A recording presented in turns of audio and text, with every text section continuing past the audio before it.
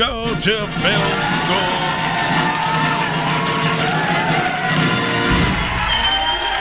My good friend, Dr. Joe Fortunato, with us, film study professor, joining us today. And we're going to go into the 70s, and the lead actor in this movie was on quite a roll in the 1970s, and this was one that I really fell in love with. It's a great, I don't know if it's a rom-com, but it's certainly an interesting, really a good movie. But I'm going to let Joe take it from there.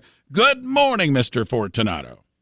Good morning, Ray. Good morning, everybody. And I'm going to call this one a forgotten gem, because that's kind of what I think it is. And I'm talking about The Goodbye Girl from 1977. This was a hugely popular movie at the time, and I kind of feel like it's gotten forgotten over the decades, and we're here to fix that today by talking a little bit about it. It was released in November of 1977, directed by Herb Ross, written by the great Neil Simon, stars Richard Dreyfuss, who you just mentioned, Marsha Mason, and Quinn Cummings. It had 5 Oscar nominations, including Best Picture, Best Actress for Marsha Mason, Best Supporting Actress for Quinn Cummings, and Best Writing for Neil Simon.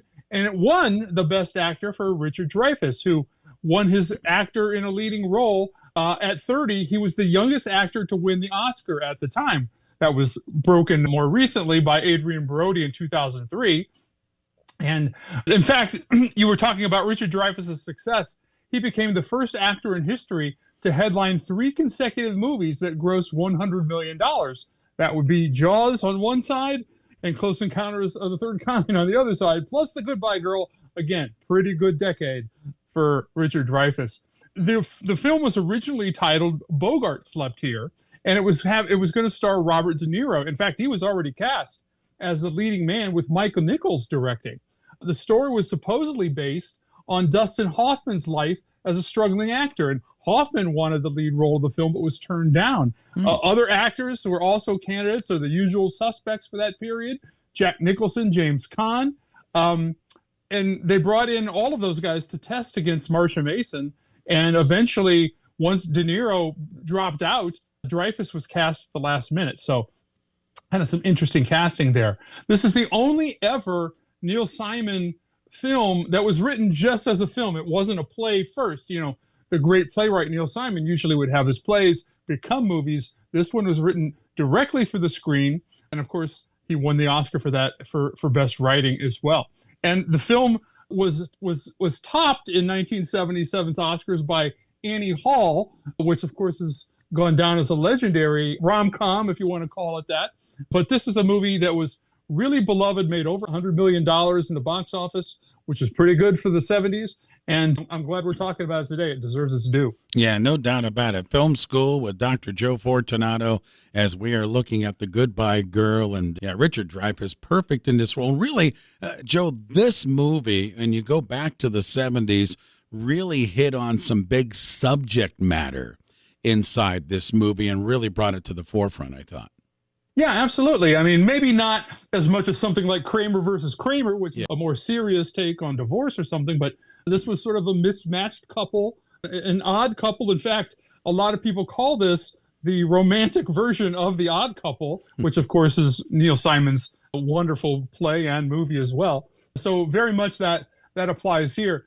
Kind of speaking of The Odd Couple in terms of Marsha Mason and Richard Dreyfuss getting along, she thought she got along pretty well with Dreyfuss on set. The only thing she complained about was that he reeked of fish. Let me explain. He decided at that point in time that he needed to lose a little weight, so his food of choice to accomplish that task was sushi. So day in, day out, he would order sushi, nothing but sushi. So sushi was always coming in for Richard Dreyfuss's lunch or dinner, and that stuck with Marsha Mason, and she says, I think he even slept with the sushi. So kind of a funny little anecdote there. No one expected this to be anything special at the box office. It only had one real star, which was Richard Dreyfuss. It had one rising star, which was Marsha Mason. And if I didn't mention it already, Marsha Mason was married to Neil Simon at the time. And a cute 10-year-old, Quinn Cummings, who, you know, was a big star for that little period of time in the 70s based on this. It had a hit song. The film's theme song, The Goodbye Girl, was sung and written by David Gates of Bread. And that went to number 15 on the Billboard 100 chart. And I remember very well that song being a big hit when I was a kid. Yeah, they're Goodbye Girl, really solid. As Joe mentioned, you think about the 70s with Richard Dreyfuss, he touched on it. You know, you have the Goodbye Girl. What was it? Space Encounters, Joe? Close Encounters of the Third Close Kind. Encounters of the Third Kind, Jaws, and American Graffiti. I mean, what a start of a great career for Absolutely. Richard Dreyfuss, man. And I thought he was absolutely terrific, emotional, sensitive in this role. And Joe's right when he opened it up. It's one you kind of forget about. But Joe often does this. He brings it up to the forefront. And you got to say, I got to go back and watch that. I got to go back and watch that. And he did it again today. Goodbye, Girl, today's film school. Joe, before we go any farther and touch about what you have coming up, let's go back to last Saturday. I thought the crowd was great. You were terrific. We had a terrific time at Jilly's for Film School on the Road as you did The Godfather. Speaking of fish, you gave us some inside story there on fish in that movie. But great job, my friend, with The Godfather last week. Well, I really appreciate that. We had a wonderful time. I always have a wonderful time with the crowd at Jilly's. They come out, and hopefully they'll come out again. We're going to be doing another one in August, so that's a ways off. We won't be talking about it as much until it gets a little closer. But you can always go to my website, joefortunato.net, and you can hear archives of our show, you know, Ray, you and I show. You can see what's coming up next and plan ahead. Make sure you mark your calendars for August, and we're going to be doing One Flew Over the Cuckoo's Nest at Jilly's, and you'll definitely want to come make that. So joefortunato.net is the place to find all the information. Joe, do you have anything coming up where you're going to be out in the near future? Nothing in the immediate future. Just going to enjoy my spring, and if something pops up, and I'll be sure to let you all know. All right, my friend. Great job again today, Joe. Always appreciate the time, and we'll talk to you real soon. Thanks.